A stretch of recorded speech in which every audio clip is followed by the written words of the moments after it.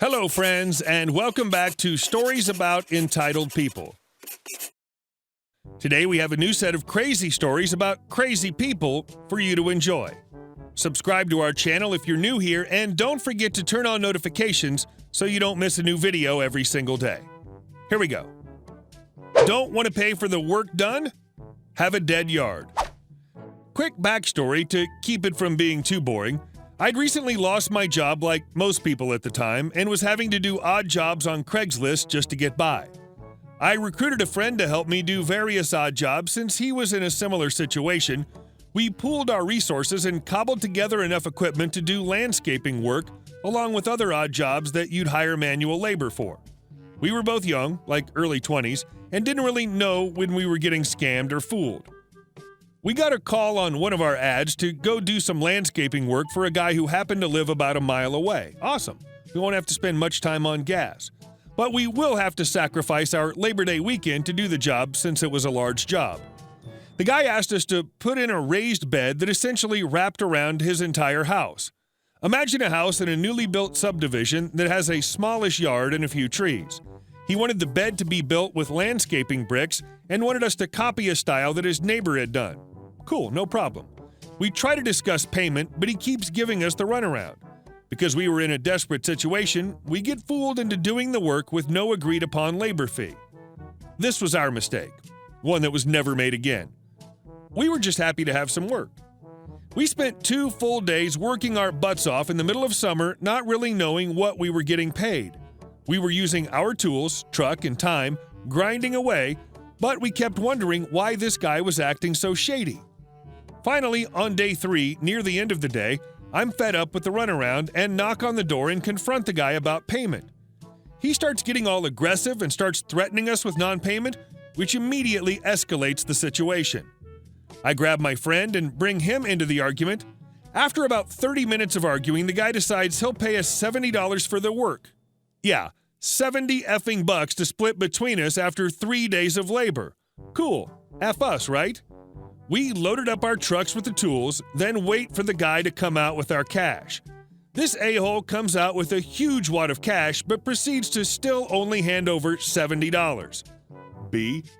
We collect our money and grab our last item, a tarp.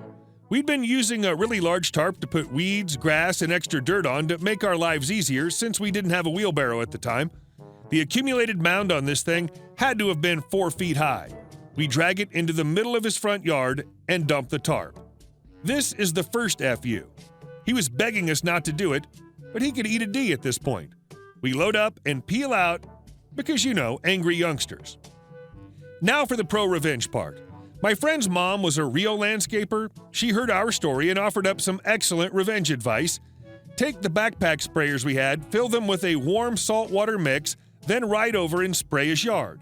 We planned to do this about 2 months later. When the time came, we executed the plan late at night around 2 a.m.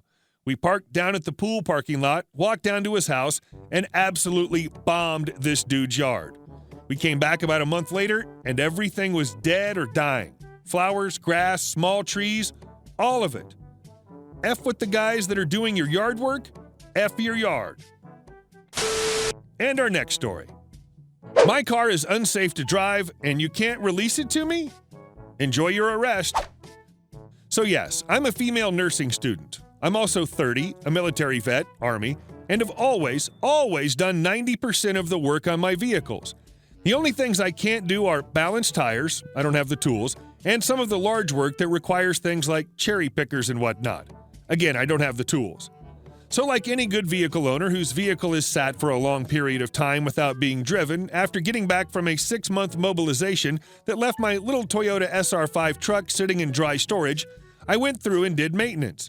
Checked and replaced my fan belts, air filters, spark plugs, oil and fuel filters, did an oil change and radiator flush, checked the battery and connections, checked my brake pads and alignment, swapped out my winter tires for summer tires, cleaned out my truck, and replaced my winter survival gear with summer survival gear.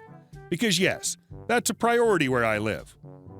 Last but not least, I added injector treatment to my fuel tank, filled my tank, and took my truck to have the tires balanced by a Les Schwab tire place.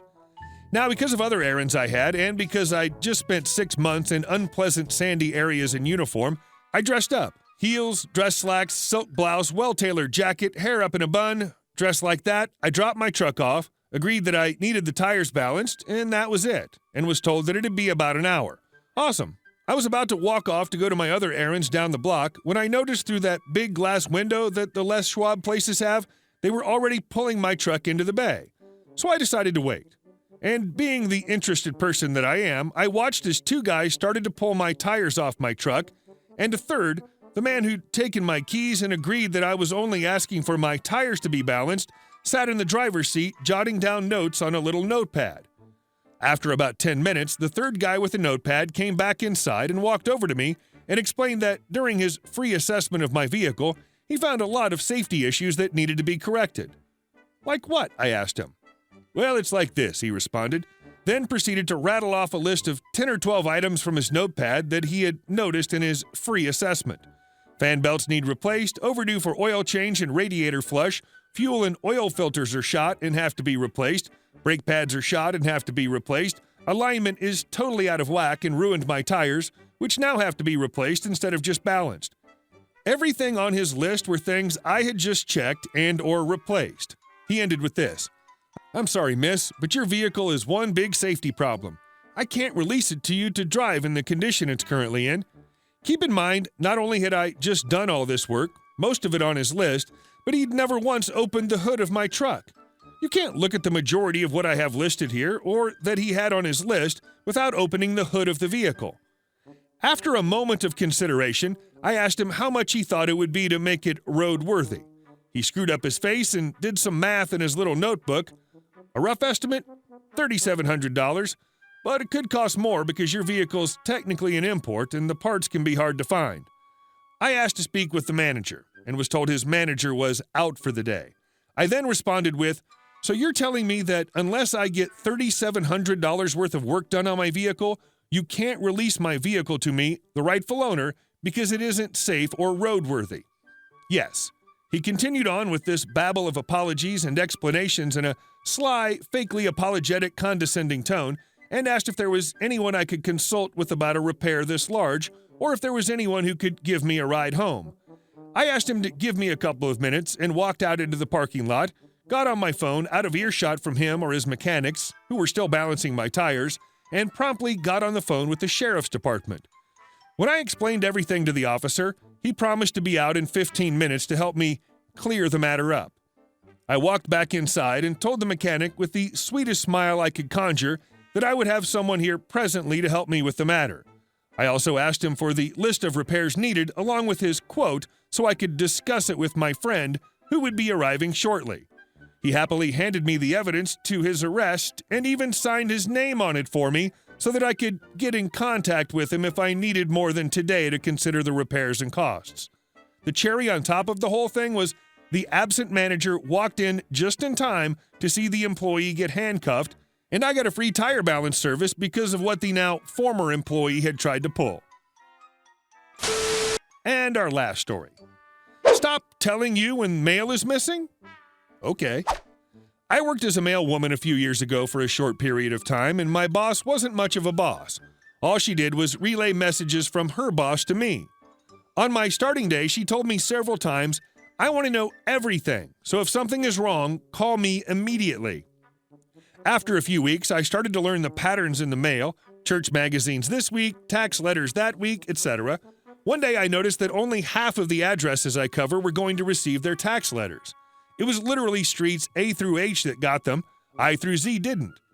This was obviously incorrect, and I called my boss to warn her something might have gone wrong at the sorting center. Her reply, it's impossible for something to be wrong there. You're probably just imagining things. Don't bother me with this unimportant stuff. A few days later, she called me. Why didn't you tell me so many letters were missing? It's raining complaints. I told her that I called her. She denied it and told me one more mistake like that and I'm fired. I hadn't made any mistakes up to that point. I knew she didn't read her email. That's why I called. But I decided that if she was so intent on blaming me, I should make sure I have evidence. So the next time I noticed stuff was missing that I was supposed to deliver, I emailed her. No response for 4 days. Then I get a scathing email. Don't email me for unimportant stuff like this. It can't be going wrong at the sorting center. Stop contacting me over every little thing. So I did. I stopped trying to warn her of incoming complaints, and the next week I saw the perfect opportunity for revenge. The Christian magazines that were usually delivered to 90% of the addresses had only arrived for 10% of the addresses. Now, an important note. These Christians aren't the nice kind. They're the holier-than-thou kind, and they needed their magazines on time or all hell breaks loose. I once delivered them an hour later than usual due to a heavy workload, and they called my boss's boss to complain. I knew they would be absolutely livid if they didn't get their magazines, but my boss told me not to contact her over missing mail, so I didn't. Judging by her angry phone call that evening, her boss had already ripped her a new one, and she was planning on doing the same to me. I just told her, I have an email from you telling me not to warn you about missing mail. So what did you expect? She tried to yell at me, but I was already done at that point, so I just yelled over her, I quit because of your lousy work ethic, and I will hand in my stuff on Monday. Fun fact about my contract, the company wanted to be able to fire mailmen at any moment, so we were also able to quit at any moment, with no notice. She was PO'd. This was one of the first times I stood up for myself, and it felt awesome.